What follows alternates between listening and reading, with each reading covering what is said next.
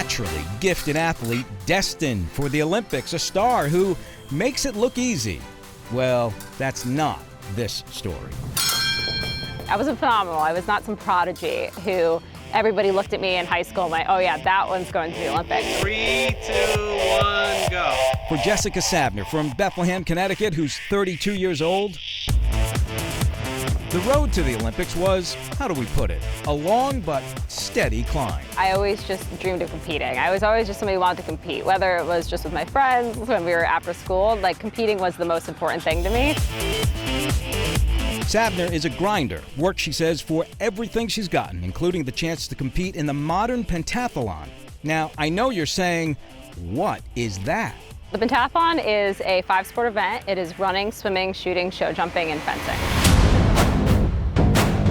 So, 5 events, you need to be good. No, make that great at all of them to win. Jessica says fencing may be her strongest sport. We caught up with her during a recent practice. It's intense where skill, a quick eye, and cheetah-like reflexes are a must. And Jessica says when she was taking part in a running event to qualify for the Olympics, she just knew. The last lap of the race, I knew I had done it. Shy of falling down, I was going to make the team. And I kind of got to take that moment for myself, you know, finishing that race, knowing that when I crossed the finish line, I had done it, and that was really cool. Those really emotional moments kind of hit you when you're not expecting it, where, you know, talking to somebody, or even just driving alone in my car once in a while, you get giddy, you get teary-eyed, and you just can't believe it. Talk to her high school track and field coach, and those 2 words come up again: hard worker. She kind of was like a late bloomer, but the thing about it is you could see she would look around and see everybody, and then she just worked. She worked for everything that she did. When Jess left here and went to college as an athlete, she was a walk-on, which means she was not recruited, which means she had no scholarship, and she had to work even harder.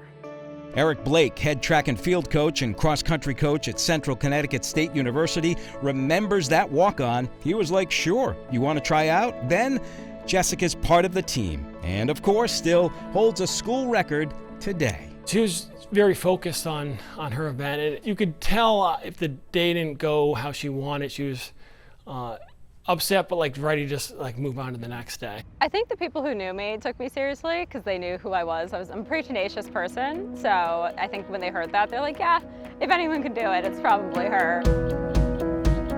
Someone who's always believed in her, this guy, Dad. Proud? Is he ever? Being in Chile and watching her cross that finish line, knowing that she made the Olympics was, you know, that was a dream come true. They can't even express what emotions were, just pure pride. Jessica says along with the hard work and sometimes 17-hour training days was not listening to the people who said the Olympics just isn't for you. If you put the hard work in where it needs to be done, it does eventually pay off. Jessica's father says getting to this moment followed literally thousands of hours of commitment. The skill set is crazy because she's got essentially 5 different coaches, plus an overall coach, plus a strength coach. Competition for the pentathlon is mid-August, which means the work goes on and on. But this Olympic hopeful does have one thing that's not on the training menu. I love sweet potato fries. In Woodbury, Connecticut, Jeff Dedary.